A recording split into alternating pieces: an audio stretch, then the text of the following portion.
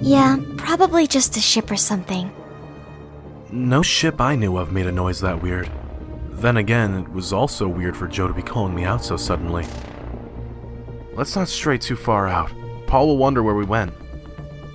It's fine. I want some time alone. Oh? If you need to relieve yourself, there's actually a bathroom back there. So insensitive. You said something? Never mind. Hey, I was just playing around. You know I'm worried about you. Okay. Listen, Eddie, There's that noise again. Sounds like it's getting closer. Jo opened her mouth to speak, but the noise blared once more and drowned out her words. A light beam shot out from under the sea. Guess that was what made the noise. Not that it made things any less confusing. All I knew was that Jo was far too close to that beam.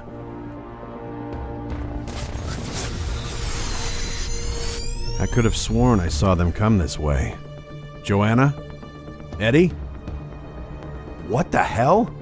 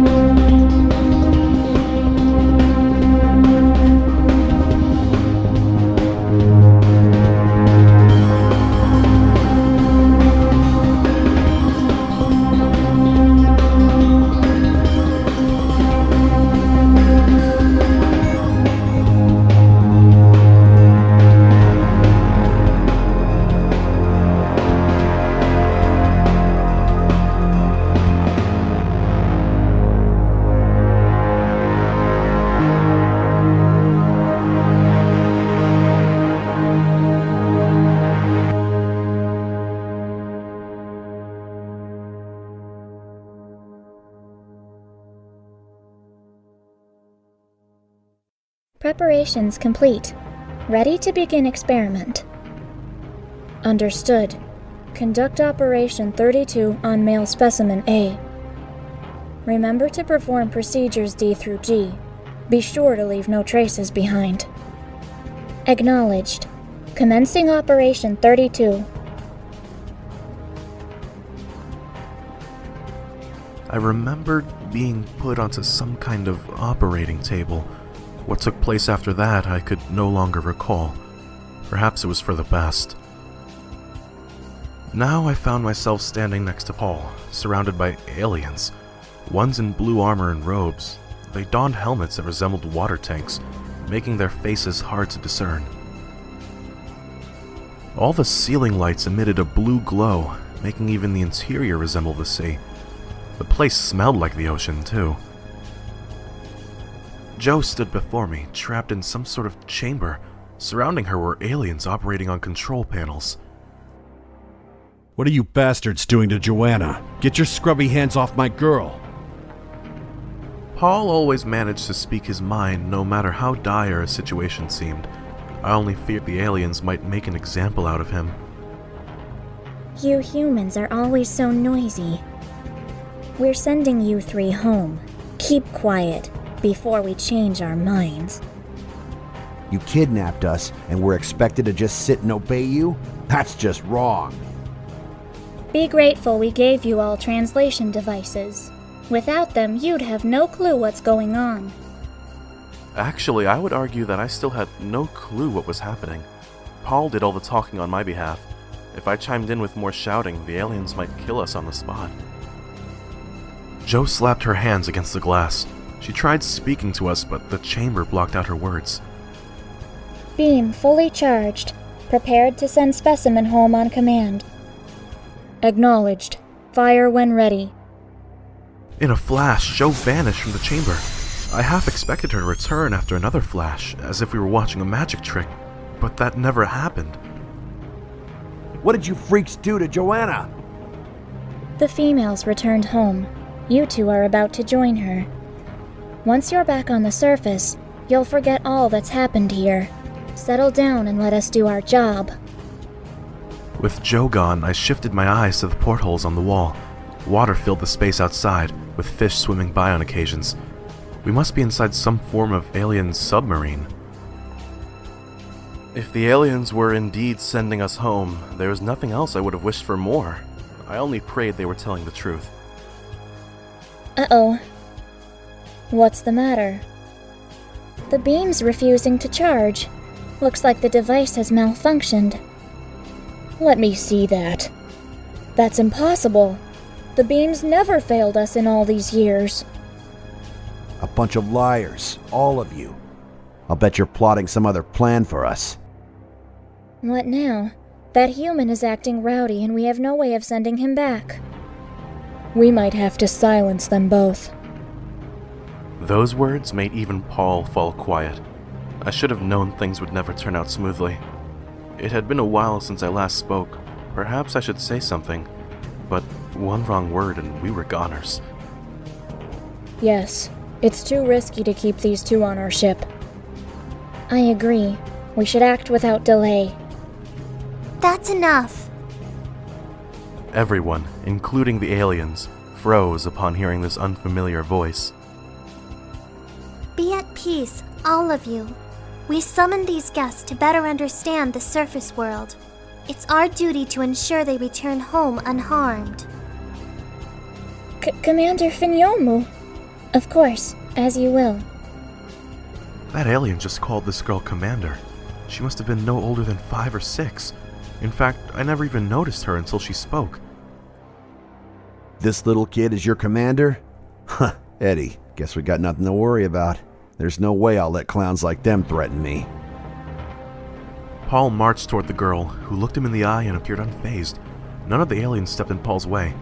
Paul was well over 6 feet tall. Perhaps even these aliens were intimidated.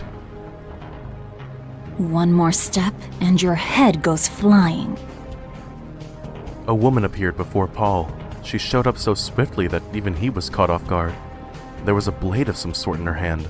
With the sword pressed against Paul's neck, he had no choice but to retreat a step. No one harms the commander under my watch. Know your place, surfacers. You're on our ship.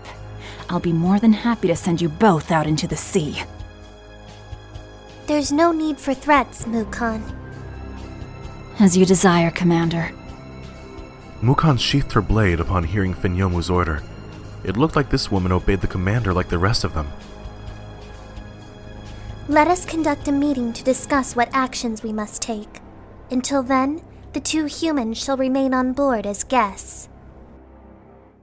Funny how we could be abducted and then be referred to as guests. Paul made no further advances against the aliens. He cast a glare at Mukon, who paid him no attention.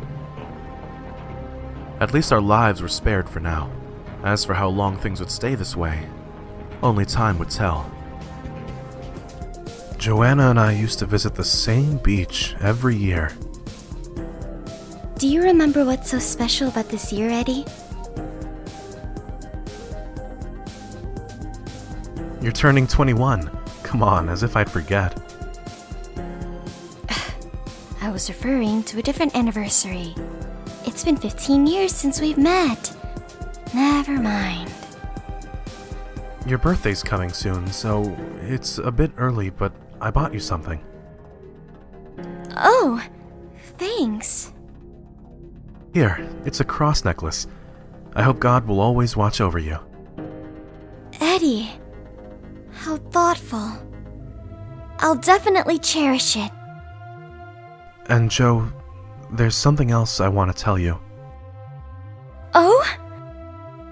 You know that restaurant we always go to on Friday nights? It closed the other day. That's really sad. Whatever. With Joanna gone, I guess it's just you and I now. Seems that way. Thinking back, it's pretty weird how we became friends in the first place. We're as different as they come. It's all in God's will. Well, that, and we did work in the same place. To be honest, first time we met, I thought you were pretty wimpy. But somehow, you always bring peace to those around you. I might even be a little envious, to tell you the truth. Thanks, Paul. We do make an interesting team, to say the least. I'm sure we can get out of this alive. We'd better. If you die on me, I'm gonna kill you. Buddy, have a think about what you just said. During a stroll, I walked past Finyomu and decided to say hello. Finyomu, however, never even turned around, let alone responded. I snuck closer and saw she was glued to the television. Looked like she was watching a cartoon of some sort. The characters were unfamiliar to me. Maybe it was from Finyomu's home planet. Once in a while, Finyomu would look around to check if anyone was watching. I took cover behind a wall.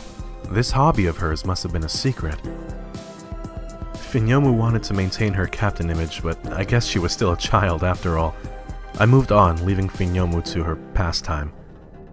Walking past the dining room, I noticed a book sitting on the table. Maybe someone left this here by mistake. I might just give the book a quick flip through. Looked like it was a novel written in the alien's home language. No chance of me reading it then. The cover showed a male and female alien kissing one another.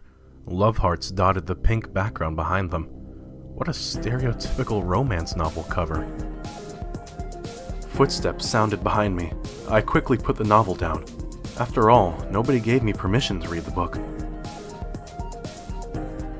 Human. What? Did you pick up that book? Yeah, sorry. I did. Was it yours? Yes, I mean no. As if I'd read a book like that. Quite rude of you to look at my other people's belongings. Well, they never should have left it around, I guess, but still. Guess it was Mukan's book. Bored out of my mind, I decided to explore the ship. A couple of aliens I walked past were staring at a porthole. Oh, hello there, human. Good day. Got to say, I'm pretty surprised you guys called out to me. Yes, well, not all of us hate you to the bone. Glad to hear it. You guys are pretty focused on that window there. What's up? We've been hearing rumors of mermaid sightings. Your kind believe in mermaids too? Oh, guess you humans have heard about it as well. More just in movies and stuff. I guess there are people out there who believe it though. Anyway, if mermaids really do exist, surely you would have seen them by now. You guys pretty much live in the ocean. Us? Nah, I'm just a part-timer, actually. And I'm an intern, looking for a stable job in engineering after this. Oh. My mistake. The aliens escorted Paul and I to a bunk bed and left us there. It was as if they expected us to just sit still and await their decision. I found myself shivering under the ship's cool temperature. Perhaps that was the way those aliens liked it, but certainly not I. Even the walls felt freezing to touch. Paul seemed unaffected by this. In all fairness, he was one of the sturdiest guys I knew. Those aliens are discussing our fate as we speak, Eddie. We need to find out what they're talking about. Are you saying we should eavesdrop? They're already on edge about us. Besides, we have no idea where their meeting room is. It's on the top floor. I scouted out the place while they were taking us down here. You never fail to surprise me. Being in jail could teach you a lot. Well, I guess they never did say we must stay on this bunk bed. Now you're talking. I've noted where the security cameras are as well. We just need to be careful. Besides, if anything happens, that Finyomu brat will cover our ass. She's risking a lot to keep us safe. It seems nasty to be using her like that. You're being too kind. Finyomu's a child. Her mind's unstable. A few more aliens whisper in her ear and she'll have a change of heart. There's no justice in what these aliens did to us. We have the right to do what we must. I felt uncertain about Paul's lack of faith, but we should indeed discover more about this meeting. Most of the aliens were participating in the discussion, so security should be thin. Exchanging nods with Paul, we made our move. I prayed the meeting results would bring us hope and not despair. Paul and I arrived outside the meeting room. After checking to make sure the coast was clear, we pressed our ears against the door. As I've said, it's our job to ensure these surfacers return home safe. With all due respect, Commander, this is about more than any of us. Watch your tone around Commander Finyomu. It's fine, Mukon. We all deserve a say in this matter. By all, I guess she means everyone but us. I put up a finger, signaling Paul to keep his voice down. If the aliens detected our presence, who knew what the consequence would be?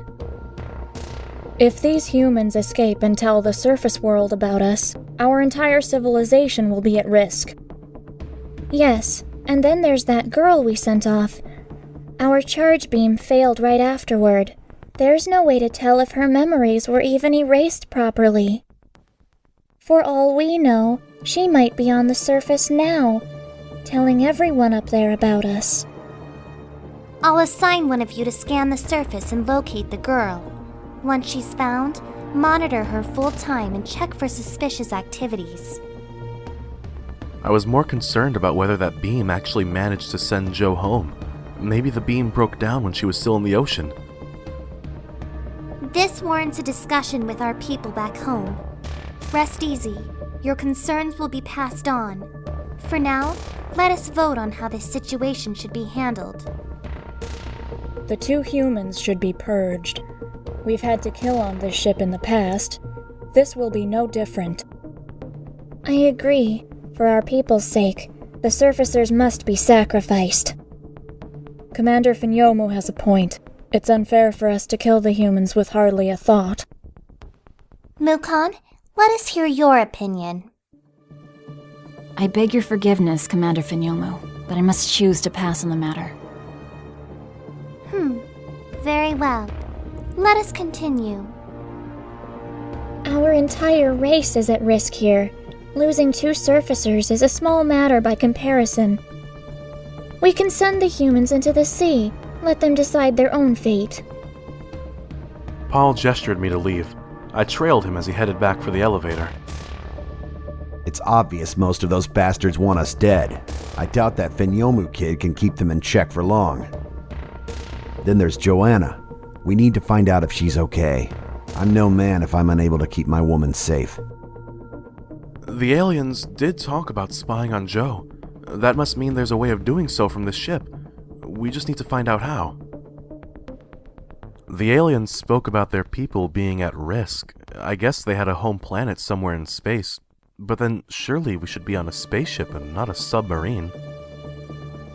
No, none of that mattered now. Our priority should be checking if Joe was okay. God help us. Joanna and I used to visit the same beach every year. It's pretty sad to see our church close down. Sure is. So many memories there. That's where we met for the first time. Oh, you remember? Of course I do. You were always playing in the gardens outside by yourself. That's why I wanted to try and talk to you. You've been such a flirt since a kid, Eddie. Come on, we were like 7. I'm just teasing. But I'm really happy to hear you remember. Those damn aliens trapping us here like this. It's just wrong, I tell you. Yes, Paul, you've told me. Many times.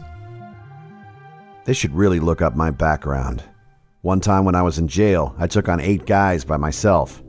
Good thing for them, a guard convinced me to stop. That's the first time I've heard that story. How did the guard stop you? He offered me chocolate. What? Hey, not all prisoners have to be drug addicts. I have standards. Right, chocolate. That's some serious standards. Hello there. It looks like you have something on your mind. Oh, hey. I was just thinking it's almost Christmas. Unless that charge beam gets repaired soon, I'm going to miss it. What is this kissness? It's Christmas, with an M. A day where we surfacers celebrate Christ's birth. Families meet up for dinner, and children get presents from Santa. You might get one if you were up there too. I've No need for gifts. A captain must say no to such distractions. Despite saying that, I caught Finyomu's face lighting up for a brief moment. So, who is this Santa person? He climbs down chimneys to give kids presents. Well, to be honest, he's fake. Parents just made him up so their children will act good. How horrible. A plot devised to brainwash young ones into behaving. Children are happy when they get presents. I see nothing wrong with that. See? It's just a matter of perspective. Still horrible. Okay. I spotted Mukon in the dining room. She had her back turned to me with her helmet on the table. It looked like she was playing with her hair. She was using the porthole's glass as a mirror. I never imagined she would have a hobby of this sort. Mukon styled her hair into ponytails before admiring and smiling at her reflection. Suddenly, she put her hair back down and donned her helmet. Guess she must have noticed me. As I feared, she spun around with a displeased look on her face. Human. You make a habit out of sneaking up on people like that? Relax, I was just walking past. Maybe I should pluck your eyes out. That'd teach you. That was more like the Mukon I knew. I strode past a couple of aliens who were glued to a monitor. They must be really focused on their work. Crap, it's the human! Quick, fish tab! Fish tab! Ahem. Greetings. Come on. Anyone can see you guys were hiding something. What? Alright.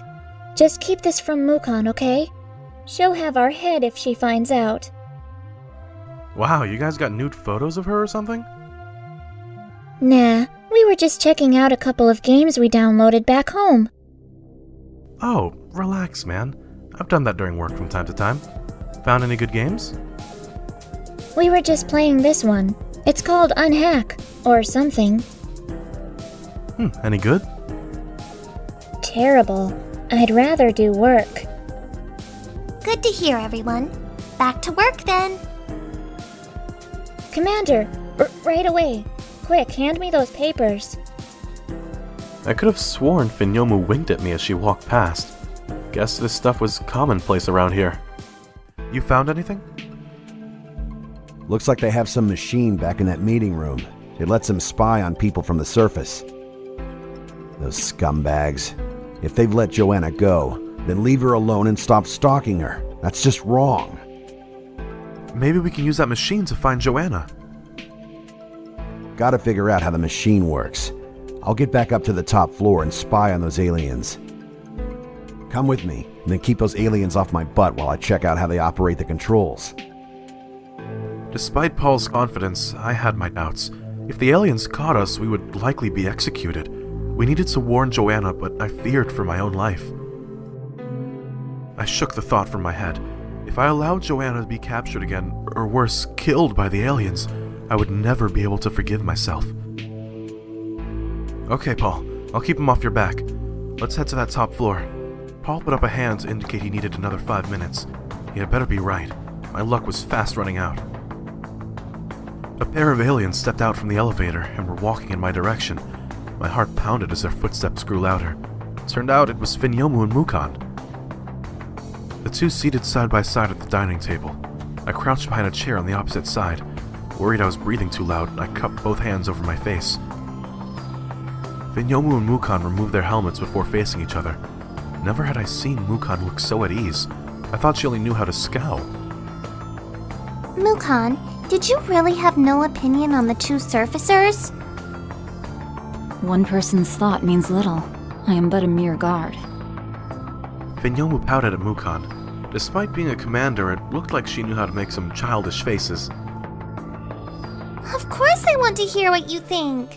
You're my best friend, Mukon. Or do you not feel the same way? Please understand, Commander Finyomu. None of that commander stuff when we're alone. Finyomu, you mean the ocean to me. I'm unable to say anything that may oppose you. You want the two surfacers executed then? I fear the humans might try to escape. Sweat began to stain my palms. No surprise that Mukon wanted Paul and me dead. It's all water outside. The surfacers have no way of fleeing from here. You're probably right. My sole concern is the well-being of my people. Even if you chide me, I must insist that we at least raise our security. Finyomu rose from her seat. I thought she was going to smack Mukon. All Finyomu did, however, was give Mukon a hug before sitting back down. You've given up everything to be with me on this ship, Mukon. I'd never chide you. An enforcer like me is needed here. You're just far too kind-hearted to everyone. But that's okay. This is why I live to serve you. Please, never change who you are. You're so cute and perfect. Yes. Very well. I only ask that you remember one thing. This ship exists to maintain peace between the surfacers and us. Lately, we seem to be forgetting that. Lost in their conversation, I had forgotten to keep an eye out for guards. Good thing nobody was around, or I no doubt would have been caught. I glanced to see if Paul was done, but he was nowhere to be found. Turned out he had already returned to the elevator. How he snuck past Finyomu and Mukon without me knowing, well, that was Paul for you. I crawled under the chairs to join him on the elevator. Hopefully he had good news to report. Joanna and I used to visit the same beach every year. How have you and Paul been getting along? Just fine. He may not look it, but Paul's a pretty considerate boyfriend.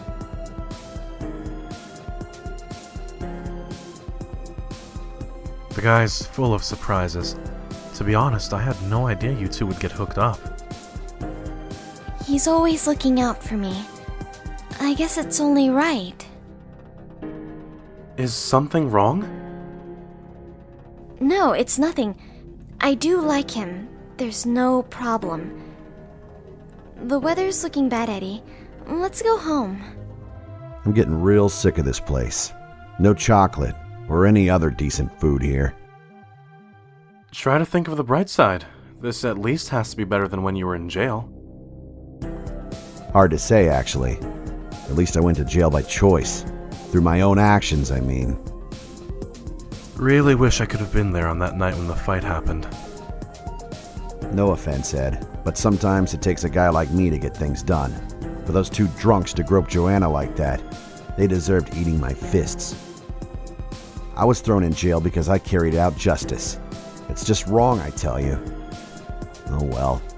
That did give me a reason to ask Joanna out. I never thanked you for introducing me to her, by the way. You're a real bro. Why, hello there. Hope you're adjusting to life on the ship. This whole ship smells like the sea. Makes me a bit nauseous. At least I'm alive, I guess. Being able to go home would be nice, though. I apologize on my people's behalf. If there's any way we can make your time easier, let me know. To be frank, the meals here could use some work. Everything's frozen and tastes like expired food. I've no idea how you put up with it. It's hard for me to relate. We eat food different from you surfacers. Like this squid I have here, for example. Oh, I've never seen a squid like this. Looks enticing, actually. I reached for the squid. Since Finyomu offered no resistance, I took it from her hand and moved it toward my mouth. Yes, it's quite tasty indeed. Healthy, too. Very popular in my homeland.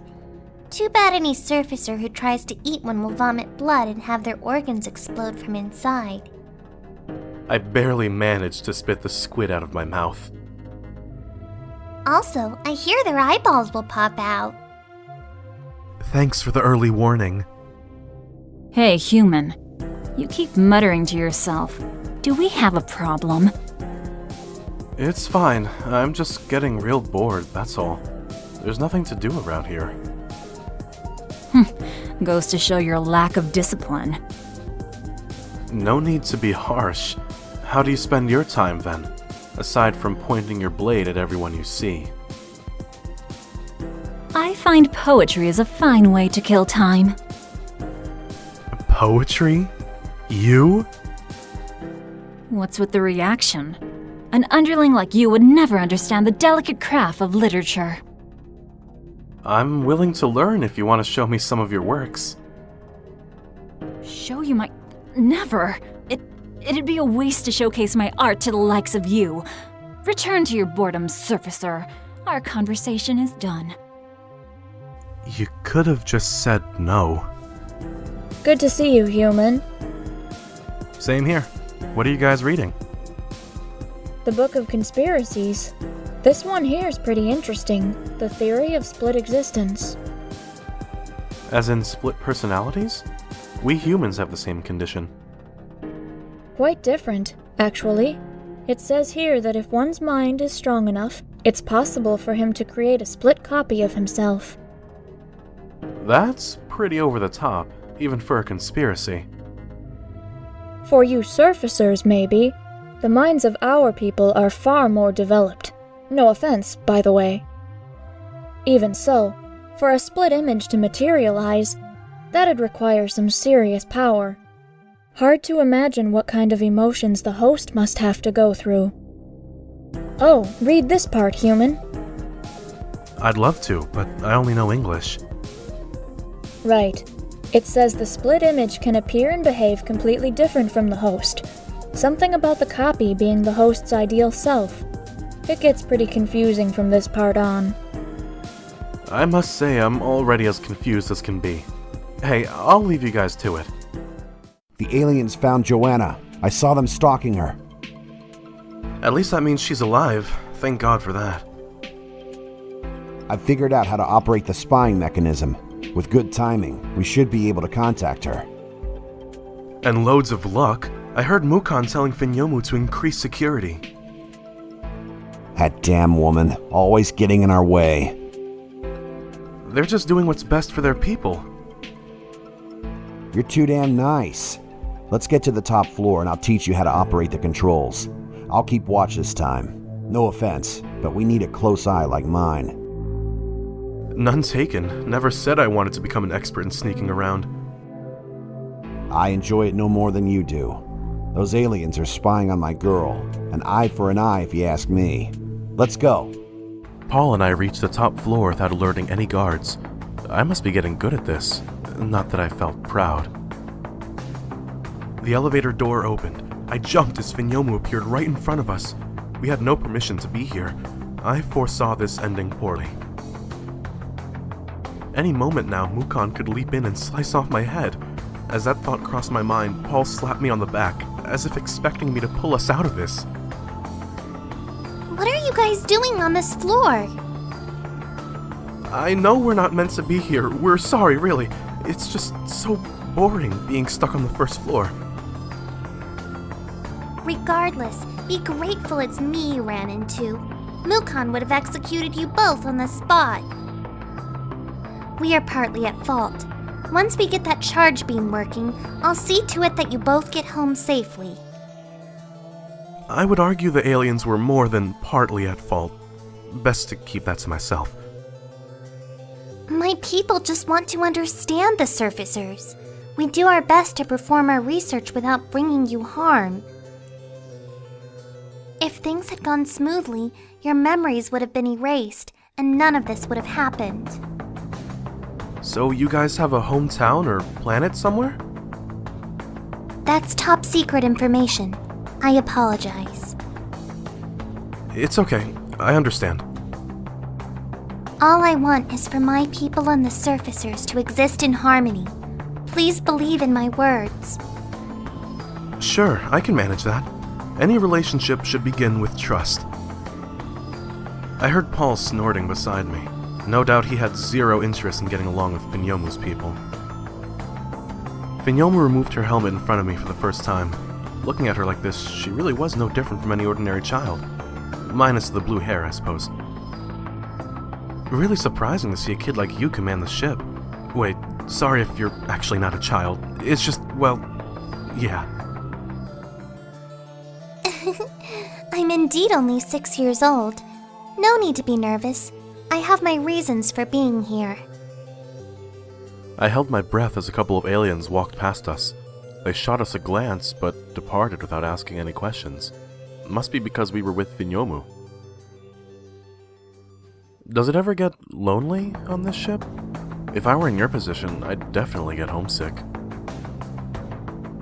Mukon is with me, so I'm okay. Besides, I do enjoy learning about the surface world. You've never been to the surface? Of course not. If I'm caught by a surfacer, we'd all be in a sea of trouble. Maybe you can visit someday, if our people can make peace with one another. I've heard about the stars that dot the skies at night, and the moon glowing faintly through the clouds. How I would love to see it all someday. Let's make that a goal for us both, then. You mean it? God has our best interests in mind. It's always nice to have dreams. Okay, I'll hold you to your word. By the way, what's your name again? It's Edward. But I hear the other surfacer call you Eddie. Friends often refer to each other by different names. Can I call you Eddie too? There's no harm in that. Great! Eddie, I want to hear more about the surface world. Paul smacked me across the back again. I could tell he wanted me to send Finyomu off as quickly as possible. How about you drop by on the bottom floor later? We can chat about this over a cup of tea. Sounds good. I look forward to it. After putting her helmet back on, Finyomu entered the elevator with more bounce in her step than usual. She gave us a wave as the lift carried her to a lower level. Way to go, Eddie. That's a kid for you. So easy to fool. Come on, I feel pretty bad about tricking her like that. Joanna's our priority right now. Let's get inside the control room while it's empty. I trailed Paul into the room. After showing me how to operate the controls, he headed back out to guard the entrance. Paul figured out so much just from spying on the aliens. Thanks to that, I was able to activate the bot that was surveying Joe's every action. After confirming it was Joe on screen, I tapped the microphone switch and called out to her. That voice. Is that you, Ed? Yeah, it's me. Thank God that worked. I glanced toward the door, hoping to tell Paul I had succeeded. He seemed focused on guard duty, so I left him to the task. Am I controlling some kind of robot here? It's impossible to tell from this end. Yes. Looks like a surveillance bot. So tiny it could easily be mistaken for a fly. Scary to wonder just how many of them are out there. I've even seen them around when I'm changing. When I get my hands on one. Joe? It's nothing. Is Paul still with you? Please tell me he's safe. We're both in one piece. For now, at least. What did we miss on your end? I remember everything that happened on the ship. Guess they failed to erase my memory properly. Never told anyone about it, though. Doubt they believe me anyway. I've been worried sick about you guys. If only there was something I could do from this end. I hope you'll somehow find a way out. Yeah, we'll get out somehow. I'm sure you and Paul miss each other a lot. Joanna fell silent. I thought there was an issue with the connection. Then she spoke again. Of course I miss Paul, but Ed, listen. You're the one I care about most. That's what I wanted to tell you that night on the beach. Now it was my turn to fall quiet. I wondered if Paul heard what she said. It was impossible to tell with his back facing me. I know this is a bad time. It's just that something might happen to any of us. I'm terrified I might never have another chance. Weird how it's even harder to say these things when we grow up together. Please, Ed, make it out alive.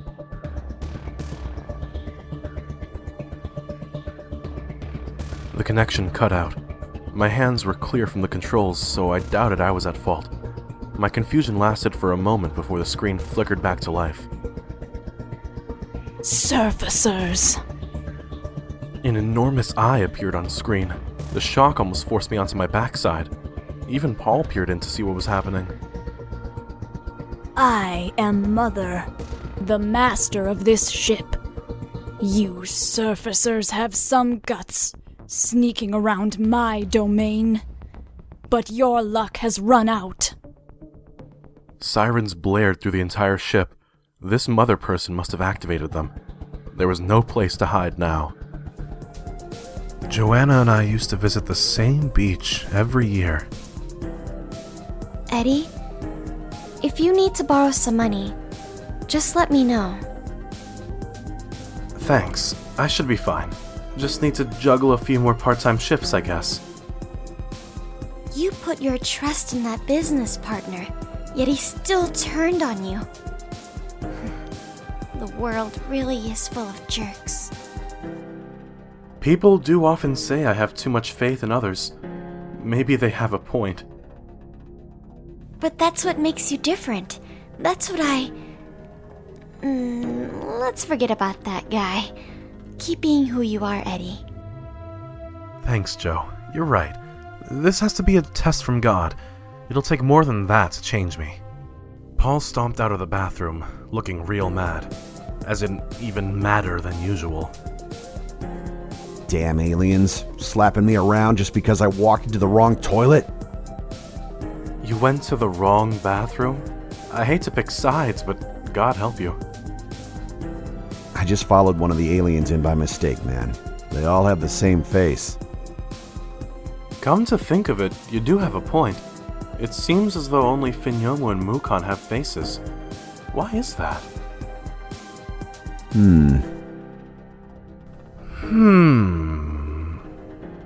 I noticed Finyomu napping with her head on a desk. On the tabletop were mountains of paperwork. She woke up as I walked by. Sorry. Guess I made too much noise. Finyomu shook her head and started to stamp the papers one by one. You're looking real busy there. All part of the job as captain. Must be tough.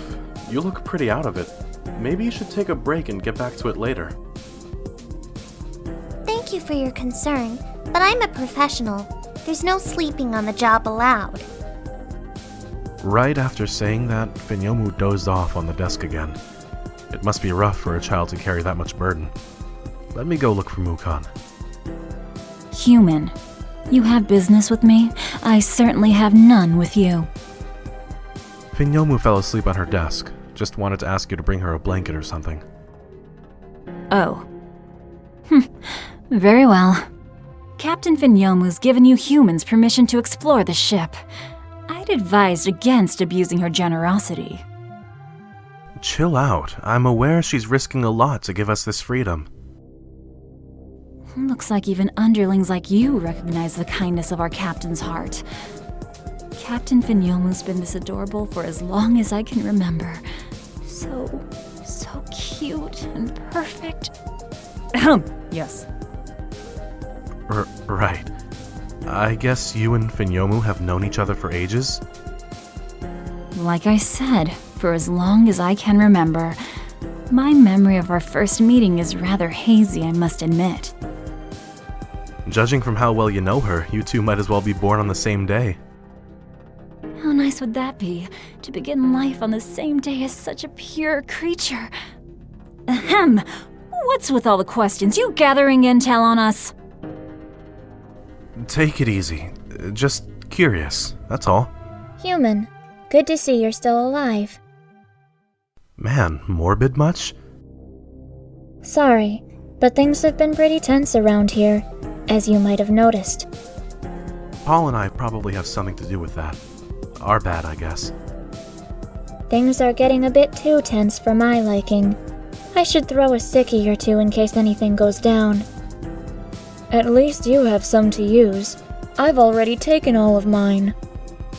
That's what you get for slacking off all the time. Just use some of your leave then. Not happening. I need those for my holidays coming up. Probably best if I left these guys to it. Mukon dragged Paul and I back onto our bunk beds.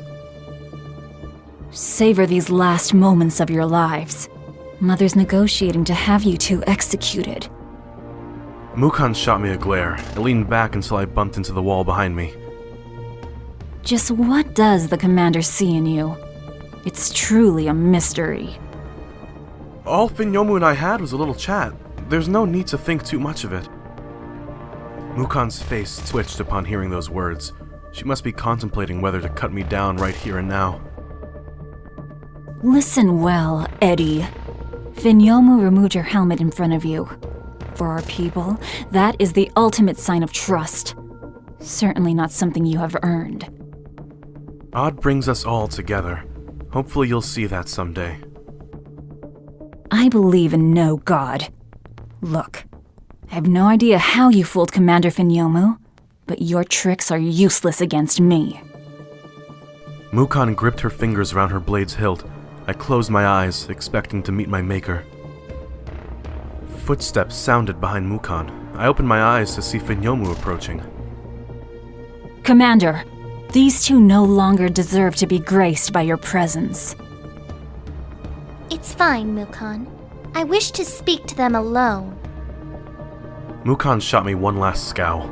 After bowing at Finyomu, she departed for the elevator. For a long while, nobody spoke a word. The frown on Finyomu's face explained everything. After all, I had betrayed her trust. I did what I had to do, but it's no excuse. If God decides I must be punished, then I'll accept that will. That call is no longer in my hands. My mother overrules everyone on this ship, including me. So that woman is your parent. She referred to herself as mother like it was her name. Her identity is a secret, but yes, she's my mother. I'm only acting as commander. It's Mother who's really in control. Well, that's great news. Our friend Mukon just told us Mother is asking to have us killed. Please, try not to think badly of Mukon. She had everything back home, yet she gave them all up to serve on this ship with me. Nobody could ask for a better friend. An alien walked up to Finyomu and said she was needed in the meeting room. Finyomu opened her mouth as if wanting to say something to me. In the end, she only strolled off with a sigh. The second Finyomu disappeared into the elevator, Paul rose from the bed. That kid's headed for the meeting room. Mother's probably passing on our death sentence. We need to act right now. Security's tighter than ever before. I hope you've got a plan. Paul pulled out a knife from under his jacket. He waved his knife in the air before hiding it again. I had given up on figuring out how he managed to smuggle such weapons in. These aliens have forced my hand. If you chicken out, I'll leave without you. Really, why Joanna cares for you that much is just baffling. Guess Paul did hear what Joe said during our transmission. First I lost Finyomu's trust, and now Paul intended on betraying me as well. I tried my hardest to have faith, but it was I who started this downturn by toying with Finyomu's emotions. Go switch off all the lights. I'll figure something out in the chaos. Paul scrambled off without telling me another word.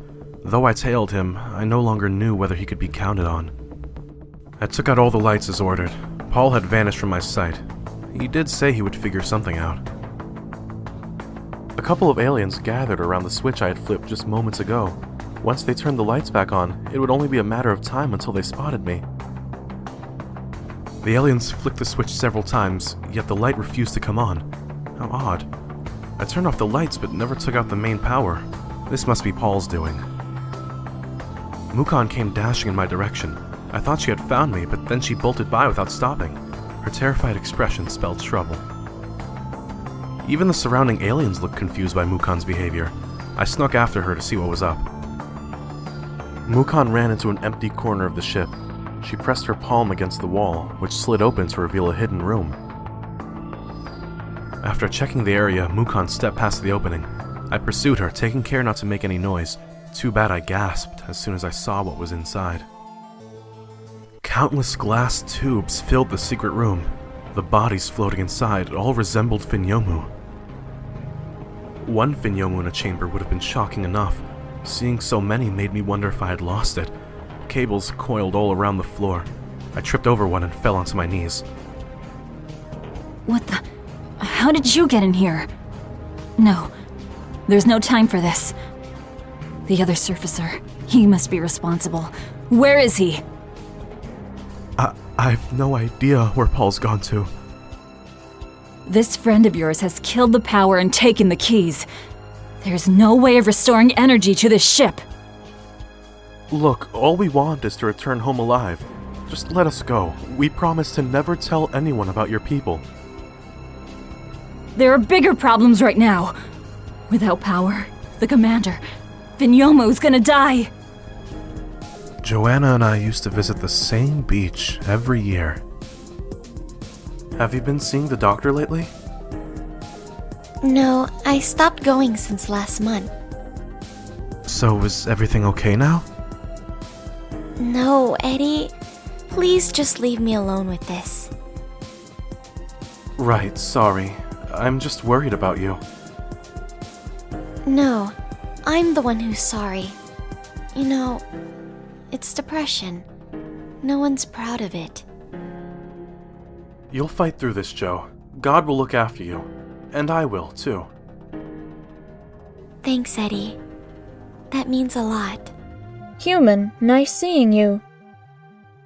Hey there. You guys chatting about something? We were just talking about Captain Finyomu and Mukon. Seems like those two are always together. The two are as close as they come, I guess. How about you, Human? You ever seen those two apart? To be honest, sometimes it's hard to tell you guys apart from a distance. Human, are you racist or something? What? No, I just mean, you're all in the same gear, so... Man, sorry guys. You've already seen what's in here. Guess I might as well tell you everything. Finyomu died to a disease long ago at the age of 7. The Finyomu on this ship is a clone created by Mother. I had no idea how to react to those words. Mukon continued while I was still dumbfounded. Cloning is forbidden in my homeland. Finyomu was banished by our people, but her life was spared thanks to Mother's pleas.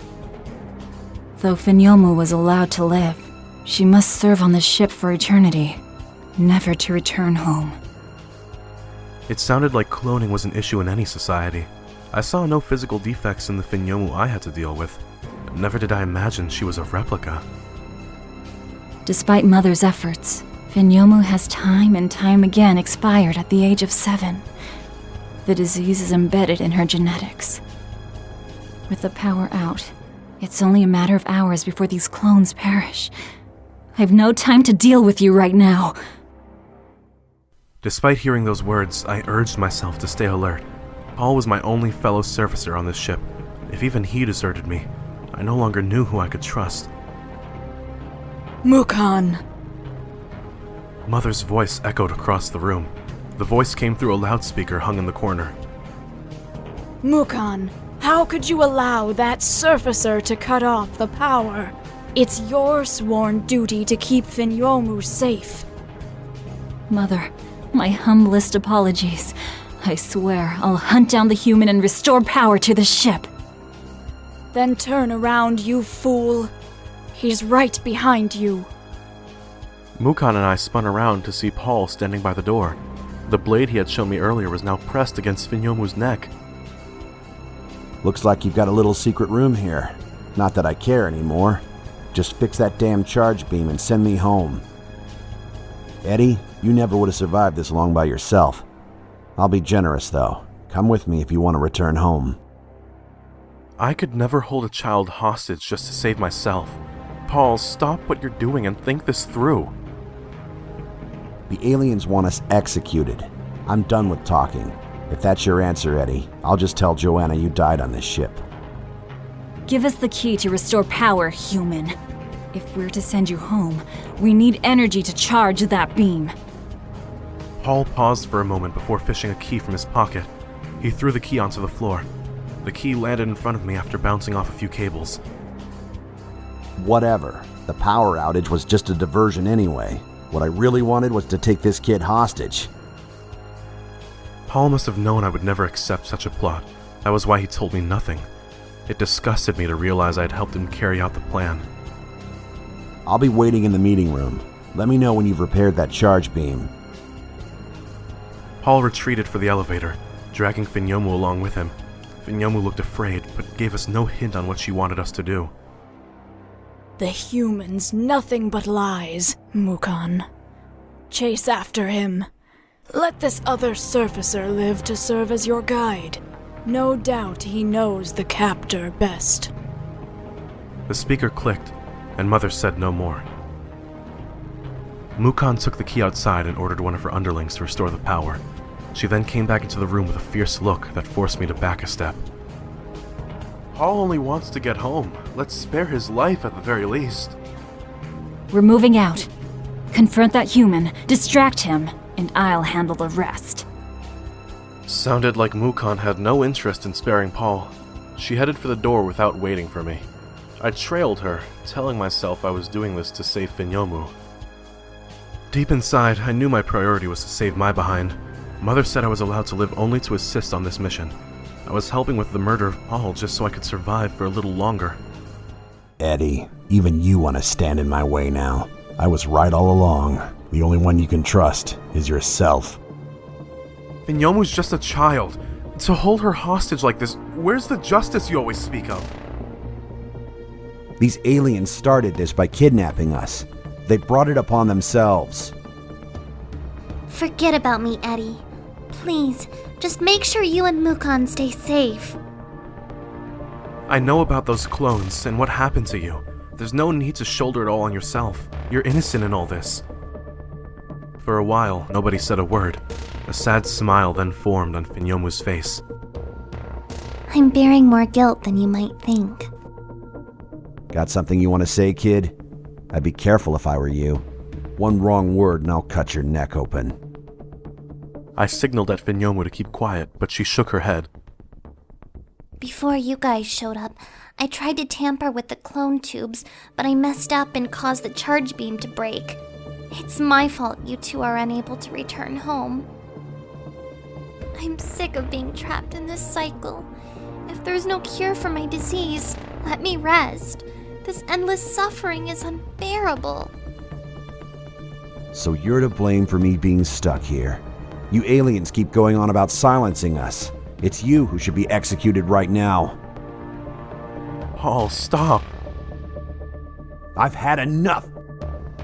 Get your hands off Commander Finyomu! You deserve death 1,000 times over! A slash whistled through the air. Blood gushed out of the hole on Paul's throat. He opened his mouth to speak, but all that came out was more blood. After making some gurgling noises, he dropped dead on the floor. I was hoping this could have been resolved without bloodshed. Paul was dead, and I needed to accept some responsibility. It dreaded me to think how I could explain this to Joe. No. No! I never expected Mukon to be shocked by Paul's death. It took me several seconds to recognize she was traumatized by something quite different. Finyomu had collapsed to the floor. There was a knife sticking out of her chest. Paul must have stabbed her just before he was killed. No. Finyomu! Hold on. I'm gonna get you some help. It's okay, Mukon. This is where I come to pass. It's my fault you're trapped here, Eddie. I'm sorry. It would be a lie if I said I was okay with being stuck on this ship, but at a time like this, no way I could bring myself to say such a thing. God forgives all, Finyomu, and so I will, too. Thank you. No. Please. Be strong. You've sacrificed your freedom to keep me company for far too long, Mukon. Thank you. You deserved so much better. Looks like I'll never get the chance to see those stars on the surface.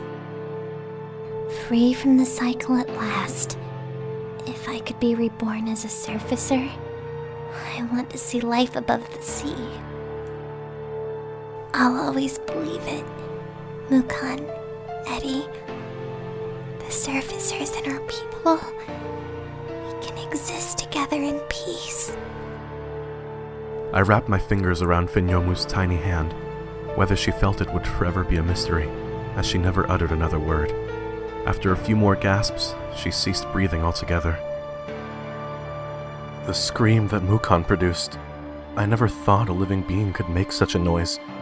She barely had time to mourn when the wall monitor flicked on. Mukon, how could you allow this to happen? My only daughter. I'll never forgive you humans. No surfacer is allowed to know we exist.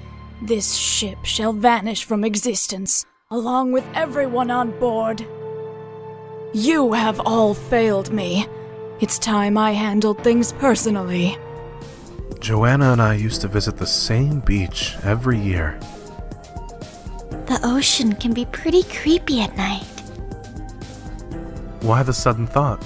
We come here all the time. I just watched some documentary about the Devil's Triangle. Ships and planes disappearing over the sea. Quite scary if you ask me. It's probably just some superstition. Maybe. I still love mysteries like that, though. It's romantic. I thought you just said it was scary. Boys will just never understand. We've never had any humans stay on board our ship for this long. Putting up with you is truly a test of patience. Just how many people have you abducted through these years? I've long since lost count. The humans all had their memories wiped before being sent home. Well, there was this one who managed to get loose and started running all around the ship. Similar to what you're doing now, actually. Yeah? What happened to the guy? I cut off his limbs and fed him to the fish. It's terrifying how you can say that without a blink. Now that you mention it, it was indeed terrifying. Captain Finyomu stopped talking to me for 2 weeks after that. Oh, what torment! I was referring to the part about... Never mind. Greetings, human. It looks like you have lots on your mind. I heard Finyomu talk about Mukon. Apparently Mukon gave up her freedom to keep Finyomu company. You heard right. Mukon never ever leaves this ship. She's forbidden from doing so, to be precise. Mukon volunteered to let herself be banished from our homeland. She did it to stop Finyomu from feeling alone. Whoops, I've said too much. It's fine. I've already heard about it. That's quite a sacrifice. Sure is. Mukon's scary, but a great friend as well, I guess. You guys are on this ship too. All of you have forfeited a lot for Finyomu. The aliens traded confused looks before responding. It's different in our case. We're allowed to return home. This is just an ordinary job for us. I was trying to compliment these guys to keep us on good terms. They just had to ruin it for themselves like that. Let me try and turn things around. You still chose this job over any other, though. That's worthy of praise. Actually, I'm just in it for the tax benefits. Yeah, it's a boring job, but the pay's pretty good. Oh. I see. A couple of aliens burst into the room. Something must have really unnerved them, as they never even reacted to Finyomu's corpse on the floor. Mother's here, and her squadron, too. It's over. We're all going to be killed. I never expected Mother could have showed up this quickly. She must have a teleportation device of some kind. Looks like Mother's really gonna purge this ship. Fear not, Surfacer. I'll keep you safe, even if it costs my life. Mukon's sudden care for my well-being left me at a loss for words. She must have noticed my confusion as she averted her gaze from mine. Finyomu would be sad if you were to die. That's my only reason for doing this. If you were killed here, Finyomu would be just as sad, if not more so. My life was forfeited the day I decided to serve on this ship. Without Finyomu, My existence has lost all meaning. It'd break Finyomu's heart to hear you say that. I asked Finyomu to stay pure only because that was the way I loved her best. She let her guard down because of me. There's no forgiving that. It seemed like nothing I said would lift Mukan's spirit, even in the slightest. Stay out of sight and push Mother's squad my way. I'll take care of them. Mukan kept to her word and wiped out Mother's squadron. The soldiers, however, had slaughtered most of the aliens on board the ship as well. The entire ship now reeked of blood. I put a hand over my nose to stop myself from throwing up. The stench of sea was welcome by comparison. I spotted Mother heading toward the meeting room. Mukan raised her blade and charged straight for the door. Mother showed no fear whatsoever. I wondered if she even noticed the oncoming attack. Mukan swung her blade frantically at Mother, who dodged every strike with almost no effort. Mother drove an elbow onto Mukan's temple. After stumbling a few steps, Mukan collapsed onto the floor. Mother stepped over Mukan's body and into the meeting room. Though I was worried about Mukan, I snuck after Mother to see what she was plotting. There's no need to hide, Surfacer. I know you're there. Holding my breath, I stepped out of hiding. If even Mukan failed to bring Mother down, I for sure stood no chance. You have no reason to be afraid.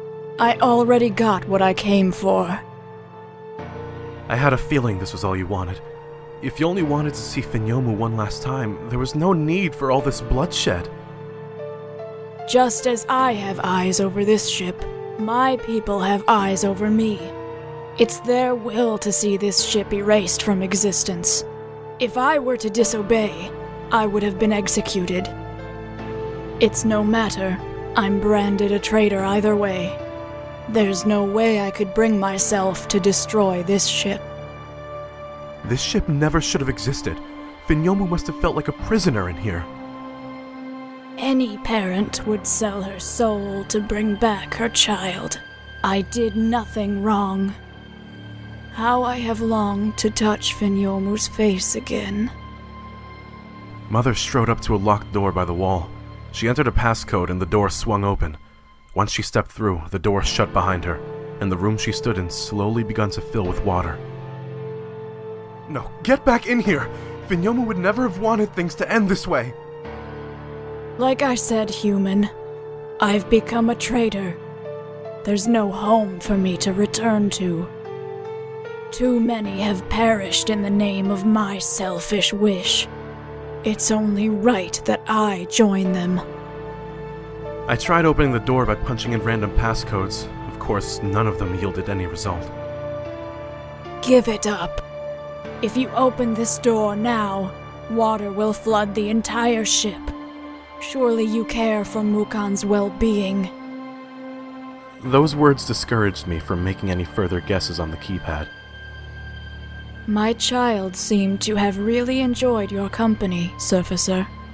For that, I will thank you. I'm sorry for everything, Finyomu. Wait for me. I'm coming to your side now. Ignoring my calls, Mother disappeared further into the chamber. Water eventually reached up to the ceiling. No way anyone could survive in a room like this. A minute passed, and the water level began to lower. By the time the chamber became dry, Mother was nowhere in sight. It looked like she had been sucked into the sea. Mukan whimpered as she regained consciousness and rose from the floor. I ran up to her to check if she was okay. Mukan desperately tried to wipe the tears off her face, but they refused to stop falling. I never imagined I would see her like this. She had always been one of the strongest people on this ship. I saw Finyomu when I was unconscious. She chided me for valuing my life so lightly. Be at peace, all of you. We summoned these guests to better understand the surface world. It's our duty to ensure they return home unharmed. You've given up everything to be with me on this ship, Mukan. I'd never chide you. I've heard about the stars that dot the skies at night, and the moon glowing faintly through the clouds. How I would love to see it all someday. Please, Try not to think badly of Mukon. She had everything back home, yet she gave them all up to serve on this ship with me. Nobody could ask for a better friend. I'll always believe it. Mukon, Eddie, the surfacers and our people, we can exist together in peace. Fenyomu, I already miss her so much. She's returned to God now. There's no need to worry. Are you sure you want to do this? This is Fenyomu's wish. Let me be the one to pull the plug. It has to be hard with these clones still around. Life has yet to be injected into them. They're nothing but shells in this state. I can do this. Mukon unplugged the cables from each clone chamber. Fenyomu had asked to be released.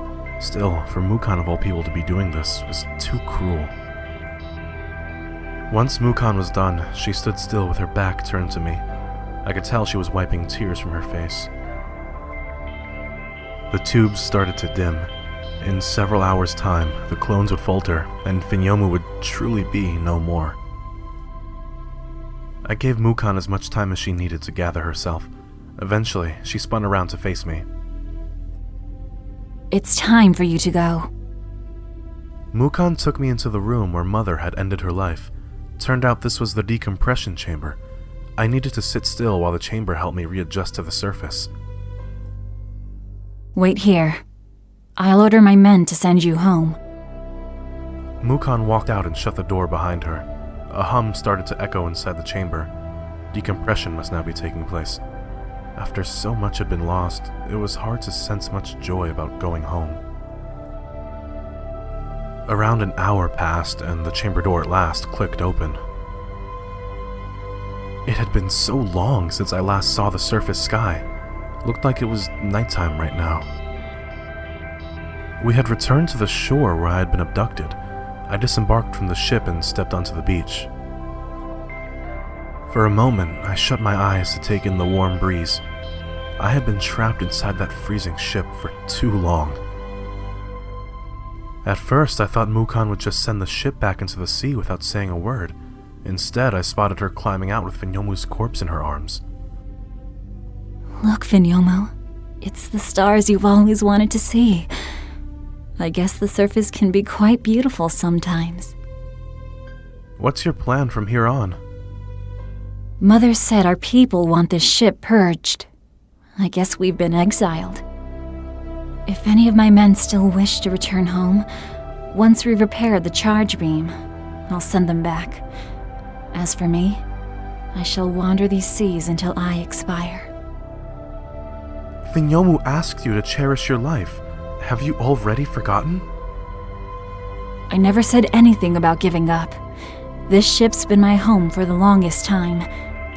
I'll hold on to hope until the very end. Maybe you should live with us, here on the surface.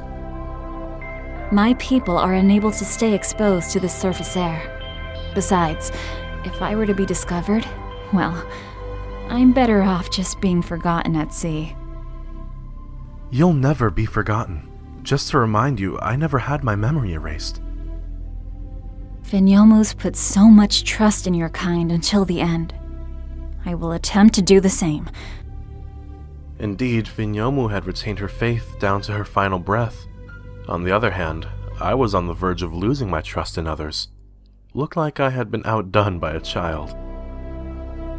You never told me where your homeland was. Of course, if you'd rather not say, I'll understand. Mukon fell quiet for a while. I thought she might have wanted to shoot down my question, but a moment later, she replied. Deep on the seabed lies a civilization named Second Atlantis. That's where I'm from.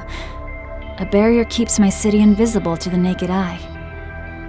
Long, long ago, it is told that we once lived on the surface, just as you're all doing now. But I will say no more. What I've just unveiled must remain a secret between us. I will let you keep your memories. Should you betray my trust, I'll take you down personally. Your secrets are safe with me. I'm sure God has plans for you still. Everything will be fine. I believe in no God, but thank you. Sweat had begun to stain Mukan's face. The surface's warmth must have been of no comfort to her. Yet she struggled on to fulfill one of Finyomu's final wishes. This is where we separate. Farewell, Edward. Maybe we'll cross paths again someday. Mukan carried Finyomu back into the ship. I watched as the ship descended slowly back into the ocean. Long after the ship had disappeared, I continued to gaze at the horizon. People would no doubt ask where I had disappeared to. I needed to think of an excuse. No way would I betray Finyomu and Mukan's trust. With Paul gone, everything about the ship would forever remain a secret between Joe and I. Finyomu's undying faith, on the other hand, I would spread to all who I meet until the end of my days.